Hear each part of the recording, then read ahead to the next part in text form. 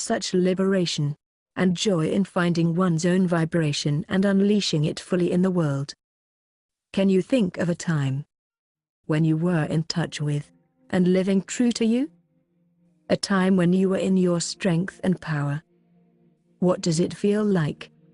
Strong, free, vibrant, playful, joyful, liberating, empowering. These are some of the words that come to mind. Yet for many of us, remaining in touch with our own vibe is a challenge. The world is full of distraction and it's easy to be pulled out into something other than our own truth and beingness. In our current world, there are so many influences that try to make us like everyone else. Ingrained social conditioning places much emphasis on doing, and success is often based on things such as material gain and power. From an early age we are given roles that may not necessarily be in our best interest. We are encouraged to behave well, study hard, find a good job and make lots of money and so forth. Society doesn't place much value on being, expressing or creativity just for the sake of it. Our own unique expression and vibration is not widely respected. However, the full expression of ourselves is so inspiring, fulfilling and worthwhile. We don't need others to tell us how to be or what to do. Inside we have all our own answers. When we surrender and let go of any external demands, we can find true love and joy. Sometimes there is the temptation to look to the outer world to provide us with solutions and to be a source of our peace and happiness. We may find being true to our own vibe difficult, because of insecurities or lack of self-worth. We may act in a particular way or compromise our own vibe in order to fit in or feel loved by others. Yet ultimately ease, peace and acceptance needs to come from within. This quote from Mary O'Malley's book What's in the Way is the Way speaks strongly. No love from outside of you will ever fully satisfy you, because the only way to relieve that longing is to know who you truly are. Of course, this does not mean we dismiss the outer world. It is also part of us. It can be a very valuable teacher and massive source of inspiration in our lives. What we see in the outer world is a reflection of our inner world. The external offers us a mirror, so that we can see ourselves and feel our own vibe more clearly. Have you ever noticed that when we feel love for someone, we feel it inside of ourselves? The love is in us. As the Dalai Lama once said, the ultimate source of happiness is within us. So what about the pain and suffering that we experience in the world and within us?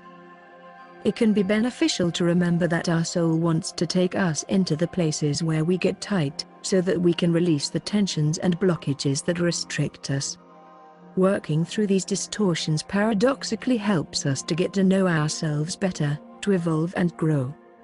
By confronting and working through these difficult places, we come back to our own vibe, stronger and more connected.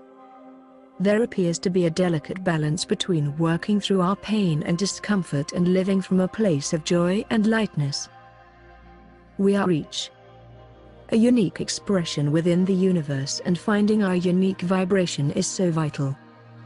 It's easy to be swept along by others or identify with our emotions. We are not our emotions. We may feel sad, though we are not sadness. Particularly for empaths or sensitive people, this can be challenging, as they tend to feel the energy and emotions of others within their own field. It can take some awareness and experience to recognize when we are identified with something other than ourselves. We can subtly, sometimes not so subtly, sense what another might want or need and align ourselves with another's truth rather than our own. This can happen to such an extent that we are no longer aware of our own vibe. Some of us have an unhealthy need to maintain harmony, even at the expense of our own truth. Others, in order to gain a sense of belonging, can mesh or combine their energies with that of a group to the extent that they lose connection with themselves. Awareness of this is a massive key. Once we become aware of such patterns playing out in our lives, we have a choice. we can continue to compromise ourselves and blend with others, or find new ways of connecting with our own vibration and living our truth. We can choose to find our own way in any moment. We each have a unique path, as an expression of the whole. As the great mystic poet Rumi said, "It's your road, and yours alone. Others may walk it with you, but no one can walk it for you." But how to find your own vibration? Here are some suggestions for ways in which you can attune to your own vibration. Of course, each of us is unique, and some of these suggestions may resonate and others may not. It is important to explore what feels right for you. Watch and notice how you are, what goes on inside of you in the varied situations and circumstances in which you find yourself. Pay particular attention when you are around other people. Do you lose your sense of self in particular situations? Become curious about what is happening in your life. Find the core of your beingness. It can be really beneficial to breathe down into your belly and feel your power from here, or wherever you feel it inside.